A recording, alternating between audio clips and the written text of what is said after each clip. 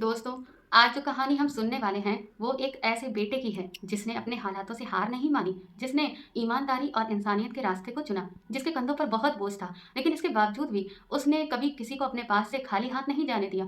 कभी कभी हमारी एक छोटी सी भलाई भी हमारी पूरी किस्मत को बदल कर रख देती है। तो चलिए, आइए सुनते हैं आज इस दिल छू लेने वाली कहानी को। मैं गली गली में घूमकर सब्जी बेचने का काम करता था। कभी कभी किसी एक जगह ठेला लगाकर भी सब्जी बेचता था, ताकि उस इलाके के लोग मेरे पास आकर सब्जियां खरीद सकें। एक दिन एक लड़की मेरे ठेले के पास आई। उसके साथ एक बच्चा भी था, जो बार बार मुझसे टमाटर मांग रहा था। मैंने ताजा टमाटरों में से एक उठाकर उसकी तरफ बढ़ा दिया। तभी वो लड़की कहने लगी कि अगर आपको मेरी मदद करनी ही है तो प्लीज आप मुझे अपने घर में रहने दीजिए, क्योंकि रात हो रही है और मैं खुद को सुरक्षित महसूस नहीं कर रही हूँ। मेरा विश्वास कीजिए, सुबह होते ही मैं चली जाऊंगी। मुझे उस बेचारी पर तरस आ गया और इसी वजह से मैं उसे अपने घर ले आया। वो दूसरे कमरे में जाकर सो गई, लेकिन तकरीबन आधी रात के वक्त वो बच्चा अचानक से रोता हुआ मेरे पास आया और मुझे उठाकर अपनी माँ के कमरे में ले गया। मैं जैसे ही कमरे में दाखिल हुआ तो सामने का मंजर देखकर मेरे पैरों तले से जमीन निकल गई, क्योंकि मेरे माँ बाप ने मेरी बेहतरीन परवरिश में कोई भी कमी नहीं छोड़ी थी। उन्होंने अपनी औकात के हिसाब से मुझे अच्छे से पढ़ाया लिखाया था, मेरे लिए सब कुछ किया। लेकिन समझदार होने के बाद मैंने जितना सोचा था वैसा मैं कुछ भी उनके लिए नहीं कर पा रहा था। जब से मुझे अच्छे बुरे की समझ आने लगी थी, तब से मैं अपनी माँ को घर की जरूरतों और खर्चों के लिए परेशान ही देखता आया था। मेरे पापा जो कुछ भी कमा कर लाते थे, वो सारे पैसे मेरी माँ को दे देते थे, ताकि वो घर की बागडोर संभाल सकें। मेरे पापा एक साधारण से मजदूर थे और दिन भर मेहनत करके कुछ पैसे ही कमा पाते थे। बस उन्हीं पैसों से हमारे घर का खर्च बहुत मुश्किल से चलता था। इसका कारण ये था कि हमारे घर में पापा ही एकमात्र कमाने वाले थे और खाने वाले हम कम से कम 5 लोग थे। मुझसे 2 छोटी बहनें भी थीं। मम्मी पापा किसी न किसी तरह से अपना पेट काट कर घर का खर्च चला ही रहे थे। मैं बचपन से ही बहुत फिक्रमंद और समझदार बच्चा था। अपने माँ बाप की परेशानी मुझसे भी छुपी नहीं रह पाई थी। हालांकि मम्मी पापा कभी भी हम बच्चों के सामने घर के खर्चों को लेकर कोई बात नहीं करते थे, मगर जब मम्मी खाना खाते हुए अचानक बर्तन में झांक कर ये कह देती थी कि बस आज तो मेरा पेट बहुत जल्दी भर गया है, अब मुझे भूख नहीं है, तो मुझे अंदाजा हो जाता था कि शायद सब्जी कम पड़ गई है। जब मम्मी हम लोगों के लिए अपनी भूख मार लेती थी तो मुझे बहुत बुरा लगता था। पापा जब भी थके हारे अपने काम से घर लौटते और मम्मी को अपनी मेहनत की कमाई हाथ में रखते, तो कुछ देर के लिए वो दोनों हाथ जोड़कर बैठ जाते कि अब इतने पैसों में हम लोग कल क्या खा पाएंगे।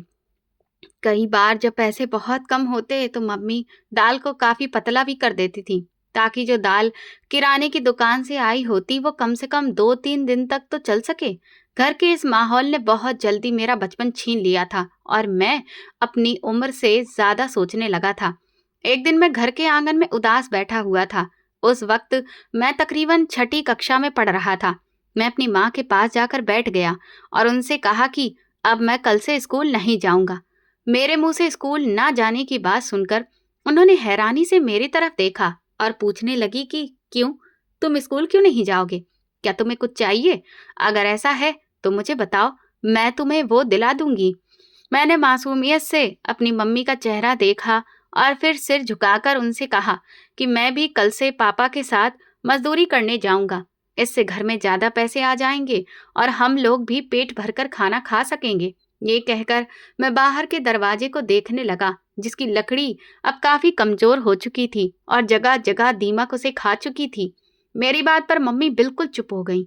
उनकी तरफ से कोई जवाब नहीं आया। जब काफी देर तक खामोशी बनी रही तो मैंने माँ की तरफ फिर से देखा।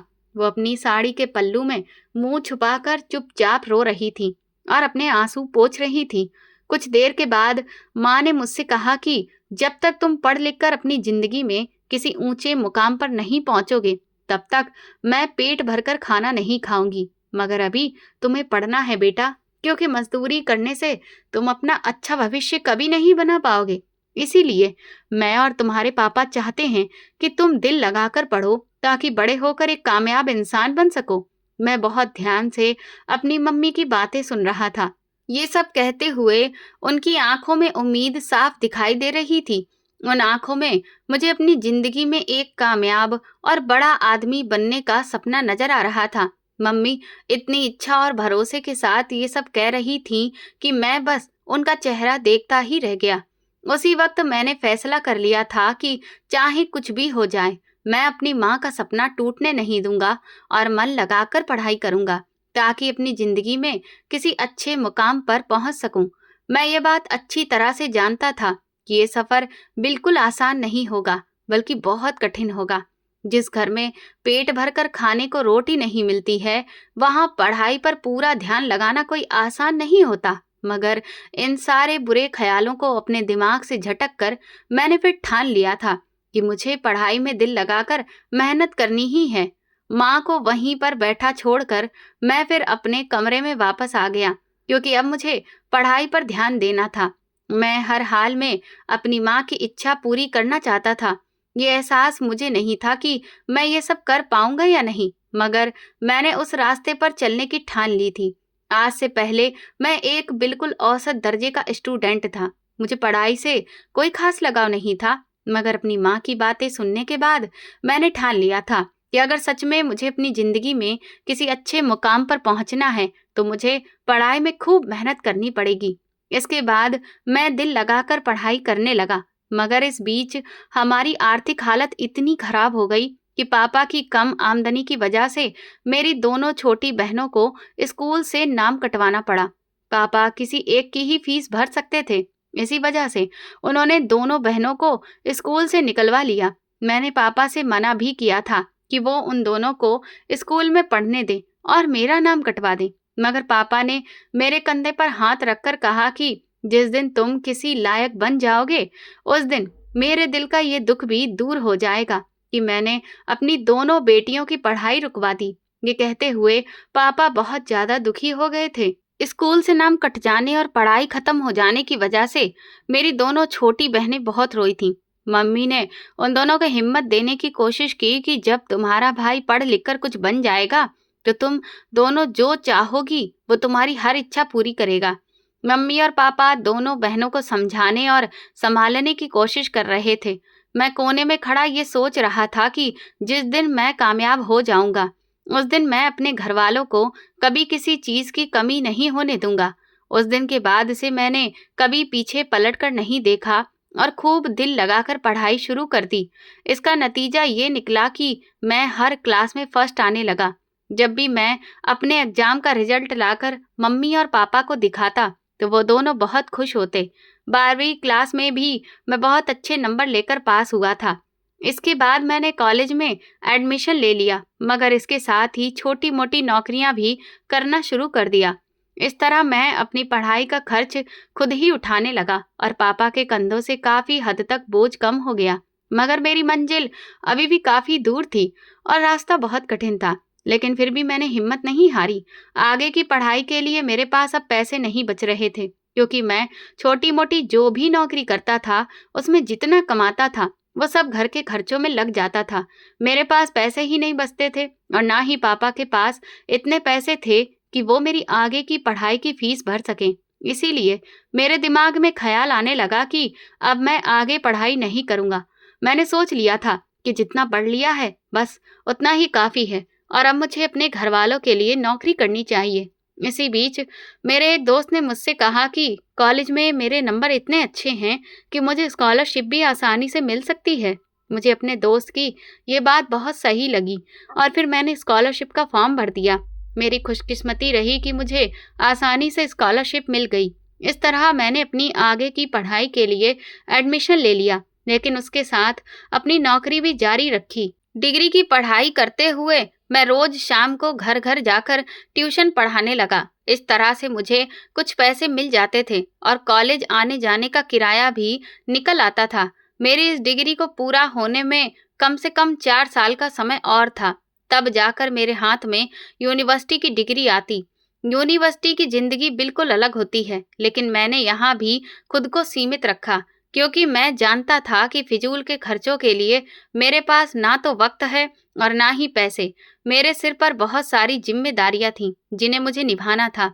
इसी वजह से मैंने वहाँ बहुत कम लोगों से दोस्ती रखी।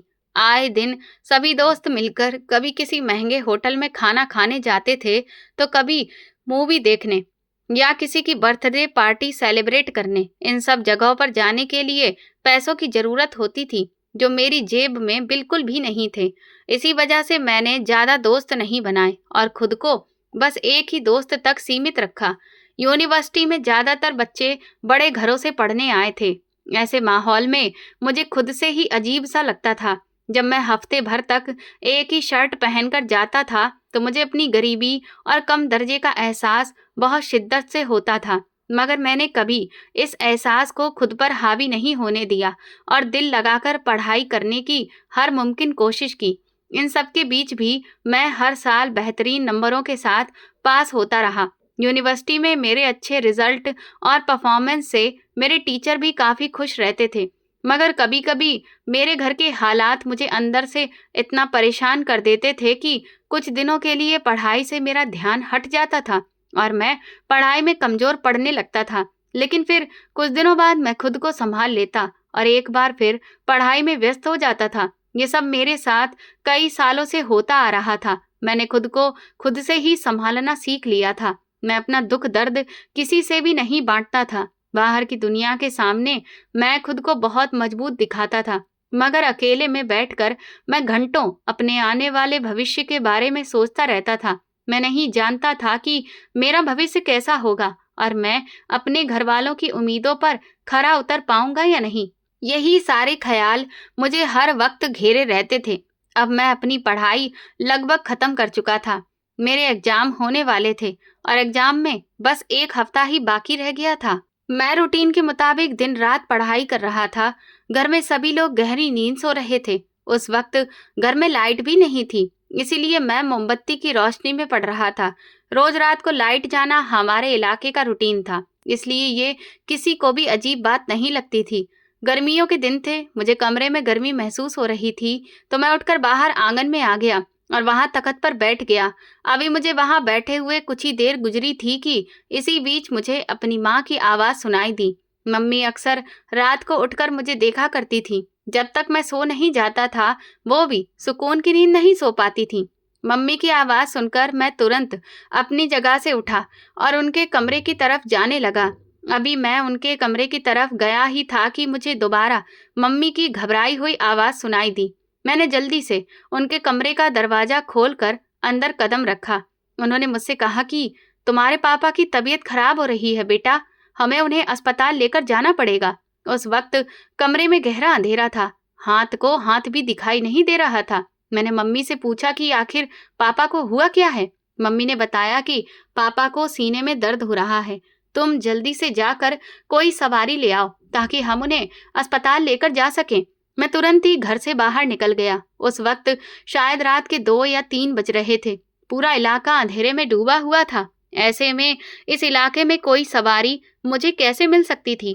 उधर घर पर पापा की हालत बिगड़ती ही चली जा रही थी। मुझे कुछ भी समझ में नहीं आ रहा था। मैं भागता हुआ सड़क की तरफ गया। वहां इत्तेफाक से एक रिक्शा खड़ा दिखाई दे गया। मैं तुरंत भागकर उसके पास पहुंच गया और उससे कहा कि जल्दी से मेरे साथ मेरे घर चलो। मगर उस रिक्शा चालक ने मुझसे कहा कि देखो, रात बहुत हो गई है और इस वक्त मैं कोई सवारी लेकर नहीं जा सकता। अब मैं अपने घर जाने वाला हूँ। उसकी बात सुनकर मेरे पैरों तले से जमीन निकल गई। मैंने हाथ जोड़कर उससे कहा कि भैया, मेरे पापा की तबीयत बहुत खराब है। अगर आप उन्हें इस वक्त अस्पताल लेकर नहीं गए तो कुछ भी हो सकता है। भगवान के लिए मेरी मदद करो। मैं उनके सामने हाथ जोड़कर गिड़गिड़ाने लगा। मुझे इस तरह गिड़गिड़ाता हुआ देखकर वो मेरे साथ चलने के लिए तैयार हो गया। मैं तुरंत उसके रिक्शे में बैठ गया और उसे अपने घर की तरफ लेकर चल पड़ा। जिस वक्त हम घर पहुंचे, मम्मी दरवाजे पर खड़ी बुरी तरह से रो रही थी, क्योंकि पापा की तबीयत बहुत ज्यादा खराब हो चुकी थी। मैंने जल्दी से पापा को रिक्शे में बिठाया और दूसरी तरफ से मम्मी भी आकर बैठ गई। मम्मी ने दोनों बहनों को दरवाजा ठीक से बंद करने के लिए कहा। फिर हम लोग पापा को लेकर अस्पताल के लिए रवाना हो गए। अस्पताल पहुंचते ही पापा को इमरजेंसी में ले जाया गया। डॉक्टर के मुताबिक पापा को दिल का दौरा पड़ा था। मैं और मम्मी बाहर बैठे हुए थे। मम्मी लगातार रो रही थी। मैं उन्हें तसल्ली दे रहा था कि पापा को कुछ भी नहीं होगा, मगर उस वक्त कोई भी तसल्ली मम्मी पर असर ही नहीं कर रही थी। डॉक्टर ने कोई उम्मीद भरा जवाब नहीं दिया था। इमरजेंसी में गए हुए पापा को काफी देर हो चुकी थी और डॉक्टर अभी तक बाहर नहीं आए थे। मेरी और मम्मी की नजरें हर वक्त दरवाजे पर टिकी हुई थी। आखिरकार काफी देर के बाद डॉक्टर बाहर आए और उन्होंने हमसे कहा कि पापा को सारी रात अस्पताल में ही रखना पड़ेगा। पापा की तबीयत अब कुछ हद तक बेहतर थी। मैंने मम्मी को फिर जबरदस्ती घर भेज दिया और खुद वहीं पर रुक गया। हालांकि मम्मी चाहती थी कि मैं घर चला जाऊं क्योंकि अगले दिन मेरा एग्जाम था, मगर मेरे लिए पापा से बढ़कर कुछ भी नहीं था। इसीलिए मैं अस्पताल में ही रुक गया। मम्मी अस्पताल से घर वापस गई ही नहीं और मेरे साथ ही बैठी रही, जबकि डॉक्टर ने भी कह दिया था कि पापा की तबीयत अब ठीक है। मगर मम्मी कह रही थी कि उनका दिल बहुत ज्यादा घबरा रहा है, इसीलिए उनका जाने का मन नहीं है। सुबह हुई तो मैं अपना एग्जाम देने चला गया क्योंकि आज मेरा आखिरी पेपर था। दोपहर के वक्त जब मैं दोबारा अस्पताल पहुंचा तो मम्मी मुझे देखते ही लिपट गईं और बुरी तरह से रोने लगीं। मैंने हैरानी से मम्मी को देखा क्योंकि कुछ घंटे पहले तो वो बिल्कुल सुकून में थी। फिर मम्मी ने जो खबर मुझे सुनाई उसने तो मेरी पूरी दुनिया ही उजाड़ दी। उन्होंने कहा कि तुम्हारे यहाँ आने से कुछ देर पहले ही तुम्हारे पापा का देहांत हो गया है। ये सुनकर मैं अपनी जगह पत्थर बनकर खड़ा रह गया। उस वक्त मेरा दिल गम से फट रहा था, मगर मुझे बहुत हिम्मत रखनी थी और अपनी माँ और बहनों का सहारा बनना था। मम्मी बुरी तरह से रो रही थी और मेरी आंखों से भी आंसू लगातार बह रहे थे। हम सब पर जैसे कयामत ही टूट पड़ी थी। कुछ ही देर के बाद पापा को घर ले जाने का इंतजाम हो गया। जिस वक्त हम लोग पापा को घर लेकर पहुंचे तब तक शाम होने वाली थी। घर में सभी रिश्तेदार जमा हो चुके थे। मेरी बहनें भी बुरी तरह से रो रही थीं, मगर मैं खुद को सबके सामने मजबूत दिखाकर सारे इंतजाम करने लगा। कुछ देर बाद पापा का अंतिम संस्कार कर दिया गया। मैं उनकी चिता को जलते हुए देख रहा था और उसी जगह बैठकर बहुत देर तक रोता रहा। मेरे पापा मुझे कामयाब इंसान बनते देखना चाहते थे, मगर उनकी जिंदगी ने उन्हें इतनी मोहलत नहीं दी कि वो मुझे कामयाब होते देख सकें। उस वक्त मेरा दिल गम से फट रहा था क्योंकि पापा ने हर कदम पर मेरा साथ दिया था। आज उनके जाने के बाद मैं खुद को बहुत ही अकेला महसूस कर रहा था। बाप का साया सिर से उठने के बाद कैसा महसूस होता है, ये मैं बहुत अच्छी तरह से जान गया था। पापा दोनों बहनों की शादी की फिक्र दिल में लिए इस दुनिया से चले गए थे। मेरी दोनों बहनों की शादी की उम्र हो चुकी थी, मगर उनके लिए जो भी रिश्ता आता हमारी आर्थिक हालत देखकर वापस चला जाता था। इसी वजह से मेरी दोनों बहनें अब तक घर में ही बैठी हुई थीं और उनका कहीं भी रिश्ता तय नहीं हो पाया था। मम्मी और पापा को यही फिक्र तो दिन रात खाए जाती थी। अब दोनों बहनों की शादी की जिम्मेदारी भी मेरे सिर पर ही थी और मुझे हर हाल में अपनी जिम्मेदारी को बखूबी निभाना था।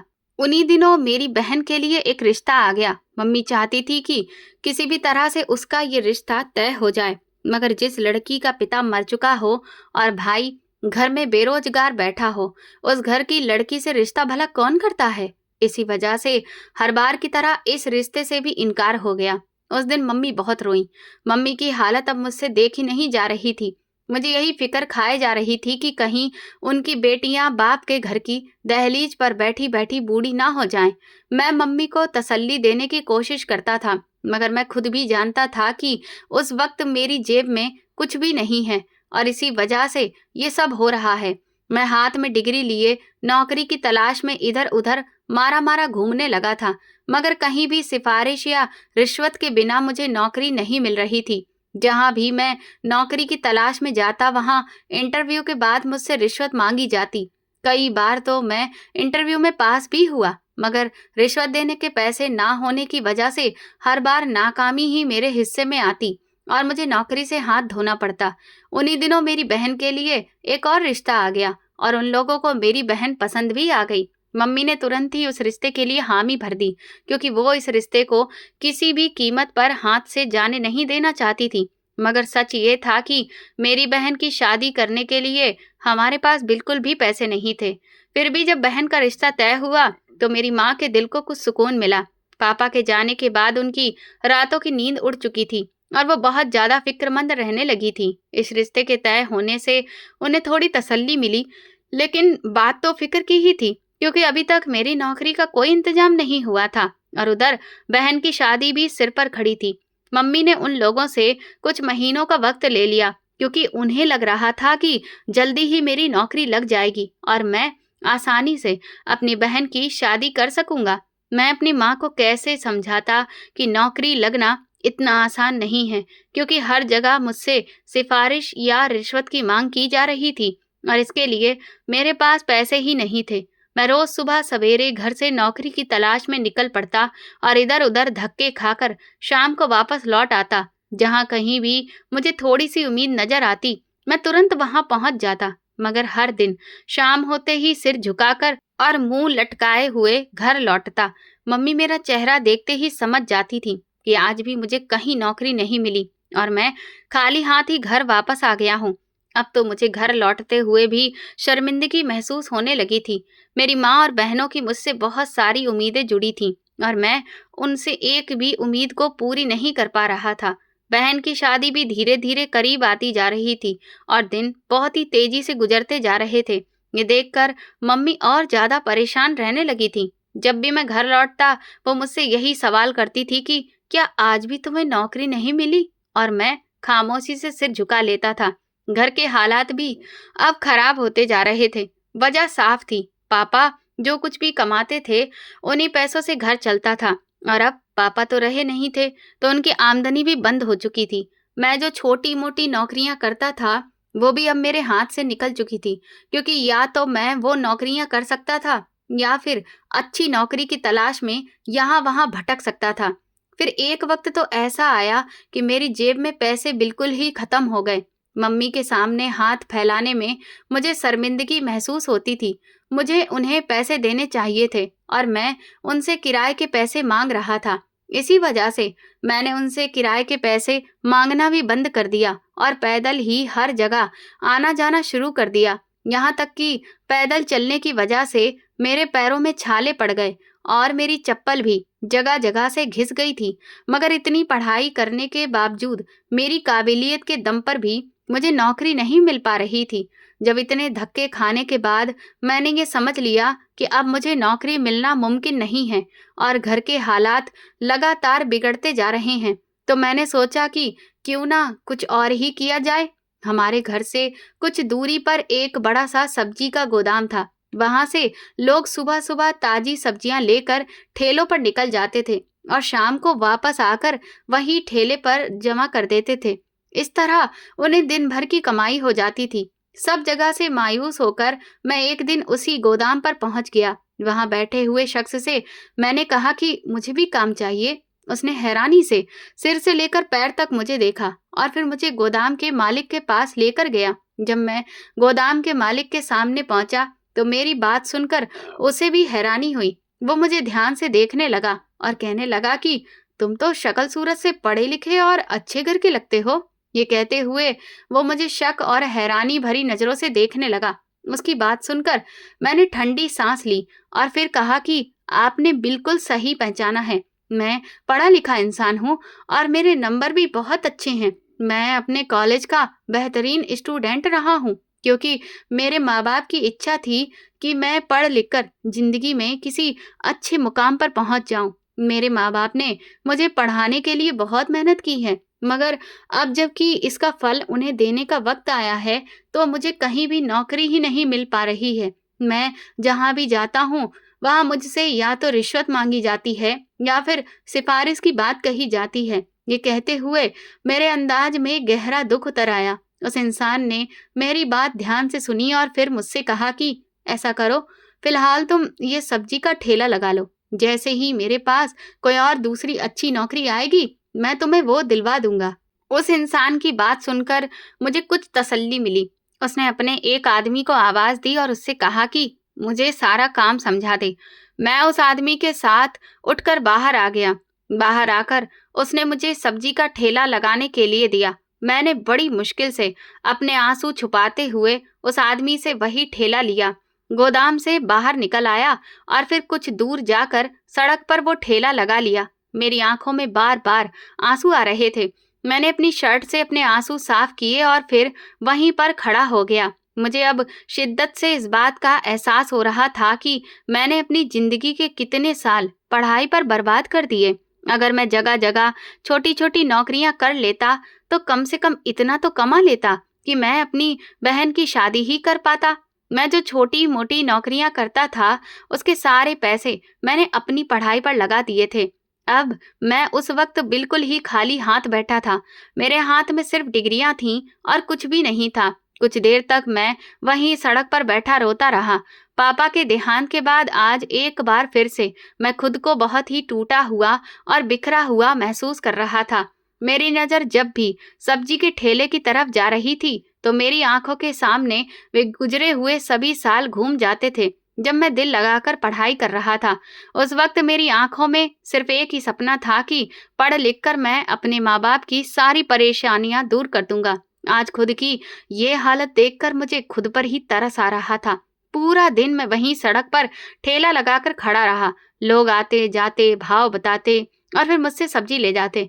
रात तक मेरे पास ठीक ठाक पैसे जमा हो चुके थे। मैं वो ठेला लेकर दोबारा से उस गोदाम में चला गया और आज की सारी कमाई पूरी ईमानदारी से उन लोगों के सामने रख दी। उस गोदाम का मालिक कुछ देर तक तो मुझे देखता रहा। फिर उसने मुझसे कहा कि तुम जानते हो, आज तक किसी ने भी इतनी ईमानदारी से पैसे लाकर नहीं दिए हैं। तुम पहले इंसान हो जिसने ईमानदारी दिखाई। उसने मेरी मेहनत के पैसे भी मुझे दिए और फिर कुछ और पैसे भी मुझे पकड़ा दिए और कहने लगा कि ये तुम्हारी ईमानदारी का इनाम है। मैं वो पैसे लिए हुए खुशी से घर की तरफ चल पड़ा। जब घर में दाखिल हुआ तो माँ रोज की तरह मेरा इंतजार कर रही थी, मगर आज मेरा सुकून से भरा चेहरा उनकी नजरों से छुपा नहीं रह सका। मुझे देखकर माँ ने सवाल किया कि क्या तुम्हें नौकरी मिल गई है? मैंने इस बात पर सिर हिला दिया और अपनी जेब से पैसे निकालकर माँ के हाथ पर रख दिए। माँ ने कुछ देर तक उन पैसों को देखा और फिर मुझे सवालिया नजरों से देखा। मैंने सिर झुकाकर माँ से कहा कि मैं सब्जी का ठेला लगा रहा हूँ और आज उससे ही ये आमदनी मिली है। पल भर में ही माँ का चेहरा बिल्कुल ही फीका पड़ गया। वो मेरी तरफ हैरत भरी नजरों से देखने लगी। उनकी आंखों में आंसू आ गए, लेकिन वो फिर भी मुझे तसल्ली देने लगी और बोली कि तुम परेशान क्यों होते हो? हर चीज में भगवान की कोई न कोई मर्जी जरूर छुपी होती है और इसमें तो हम नहीं जानते कि हमारे लिए क्या भलाई छुपी है। इसीलिए उदास होने और परेशान होने की बिल्कुल भी जरूरत नहीं है।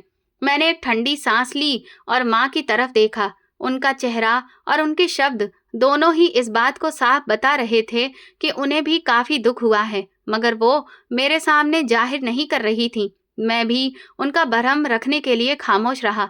एक दिन रोज के मुताबिक ही मैंने अपना ठेला लगाया और वहीं पास में खड़ा हो गया। आज गर्मी रोज से कुछ ज्यादा ही थी। पसीना एक पल के लिए भी सूख नहीं रहा था। तपता हुआ सूरज ठीक मेरे सिर पर खड़ा था।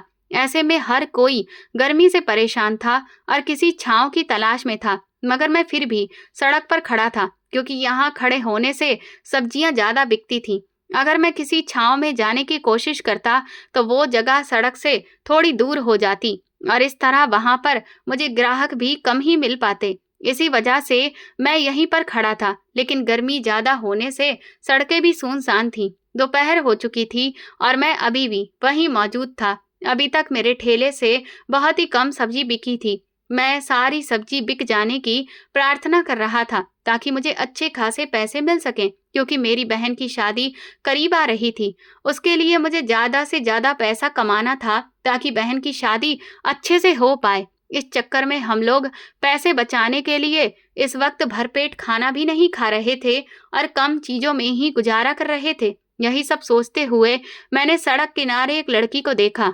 उसके साथ एक छोटा बच्चा मौजूद था। वो लड़की बड़ी घबराई हुई लग रही थी। उसके चेहरे से साफ पता चल रहा था कि वो बहुत ज्यादा परेशान है और किसी बात को लेकर बहुत डरी हुई है।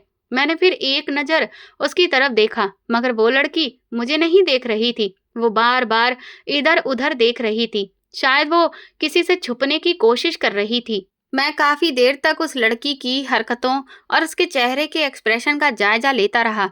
इतनी देर में वो लड़की वहां से हटकर मेरे ठेले के पास आकर खड़ी हो गई। उसने अपने दुपट्टे से आधा चेहरा छुपा रखा था और अपने साथ मौजूद अपने बच्चे का हाथ मजबूती से पकड़ा हुआ था। मैंने एक पल के लिए सोचा कि इस लड़की से पूछूं कि आखिर प्रॉब्लम क्या है, मगर फिर मैं चुप रहा। ऐसा ना हो कि वो लड़की कहीं मुझ पर ही चिल्ला पड़े। इसी वजह से मैं खामोशी के साथ उसे देखता रहा। उसके साथ मौजूद वो बच्चा काफी थका हुआ लग रहा था। उसका चेहरा धूप की वजह से लाल हो रहा था। देखने में वे दोनों किसी अच्छे घर के लग रहे थे। ऐसे में उन दोनों का इस तरह बीच सड़क पर इतनी देर तक खड़े होना मुझे समझ में नहीं आ रहा था। कुछ देर के बाद उस बच्चे ने उस लड़की से कहा कि उसे भूख लग रही है, जिस पर उस लड़की ने बच्चे को देखा और कहने लगी कि थोड़ी देर रुको, मैं खाने के लिए कुछ ले लूंगी। लेकिन वो बच्चा शायद काफी देर से भूखा था, इसीलिए वो रोने लगा। मगर वो लड़की फिर भी उस बच्चे के लिए कुछ खाने को लेने नहीं गई। मैंने ध्यान से उस लड़की को देखा तो उसके हाथ में कोई पर्स भी नहीं था। मैं समझ गया कि इसके पास पैसे नहीं हैं, तभी वो उस बच्चे के लिए खाने को कुछ नहीं ले पा रही है। उस बच्चे ने फिर मेरा ठेला देखा तो उसने अपने साथ मौजूद लड़की से जिद करनी शुरू कर दी कि वो उसे टमाटर खाने दे। मगर उस लड़की ने इस बात पर उस बच्चे को डांट दिया।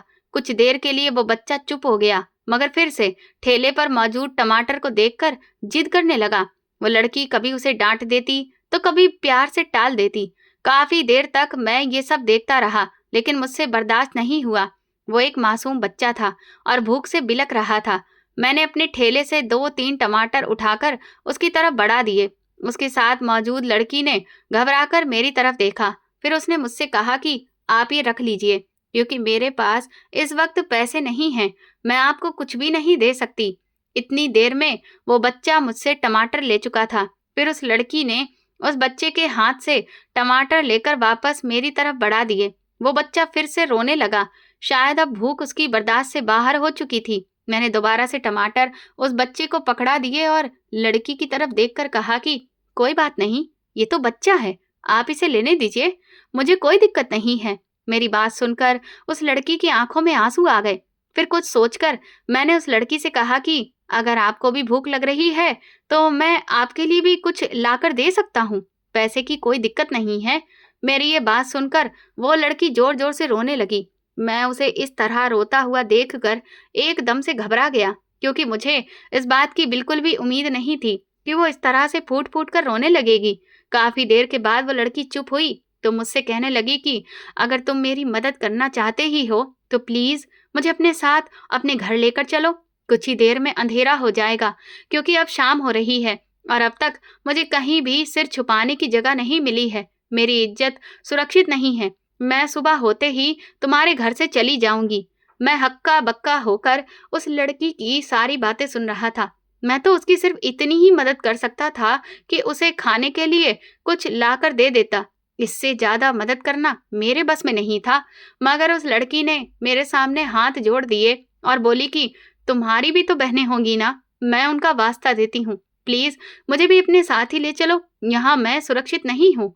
उसकी बात सुनकर मैं सोच में पड़ गया और मुझे उस लड़की पर तरस भी आया। मैं सोचने लगा कि अगर मैं इसे यहाँ पर यूं ही छोड़कर चला गया और फिर इस लड़की के साथ अगर कुछ गलत हो गया तो फिर इसका जिम्मेदार भी मैं ही होऊंगा। मैंने उसी वक्त फैसला किया कि मैं इस लड़की की सुरक्षा करूंगा और इसीलिए मैं उसे अपने साथ घर ले आया। मैं उस लड़की और छोटे बच्चे को घर में लेकर दाखिल हुआ तो मेरी माँ और बहनें चौंक कर उस लड़की और बच्चे को देखने लगी। मैंने अपनी बहन से कहा कि जाकर कुछ खाने के लिए लाओ और इन दोनों को भी खाने को कुछ दो। मम्मी हैरानी से उस लड़की को देख रही थी। मेरी बहन उन दोनों लोगों को लेकर अंदर चली गई। फिर मैंने मम्मी को सारी बात बताई कि किस तरह वो लड़की दोपहर से लेकर अब तक वहीं सड़क पर खड़ी थी। अब तो रात भी हो रही थी। ऐसे में उसके साथ कुछ गलत हो जाता तो फिर क्या होता। मगर मम्मी ने मेरी बात सुनकर कहा कि हम इस लड़की को जानते भी नहीं हैं। ऐसा ना हो कि कहीं उल्टा कोई मुसीबत हमारे ही गले में पड़ जाए। न जाने ये लड़की कौन है, कहाँ से आई है, हमें तो इसके बारे में कुछ भी नहीं पता। ये लड़की खुद कह रही है कि इसकी इज्जत सुरक्षित नहीं है। मम्मी की बात सुनकर तो मैं और भी ज्यादा परेशान हो गया। मगर मैंने फिर उनसे कहा कि कम से कम आज की रात इसे यहाँ पर रहने दो, फिर सुबह देखते हैं कि क्या होता है। कल सुबह इसके घर वालों का पता करके इसे वहीं पर पहुंचा देंगे। मेरी बात सुनकर मम्मी उस वक्त तो चुप हो गईं, मगर उनके चेहरे पर परेशानी की लकीरें साफ दिख रही थीं। वो लड़की मेरी बहनों के कमरे में उस बच्चे के साथ सो रही थी। मैं भी सोने के लिए अपने कमरे में चला गया, मगर थोड़ी देर के बाद मेरी आंख खुल गई। मैं अपने बिस्तर पर लेटा सोचता रहा कि अचानक मेरी आंख क्यों खुल गई है। अभी तक तो मुझे बहुत तेज नींद आ रही थी। यही सब सोच रहा था कि तभी मेरे कानों में शोर की आवाज पड़ी। मैं अपनी जगह से उठकर बाहर आंगन में आया तो कोई मेरे घर का दरवाजा बहुत बुरी तरह से बजा रहा था और बाहर से पुलिस की गाड़ी के सायरन की आवाज भी गूंज रही थी। ये सुनते ही मेरे पैरों तले से जमीन निकल गई। घर में सब लोग जाग गए थे और आंगन में आ गए। मैंने आगे बढ़कर घर का दरवाजा खोल दिया।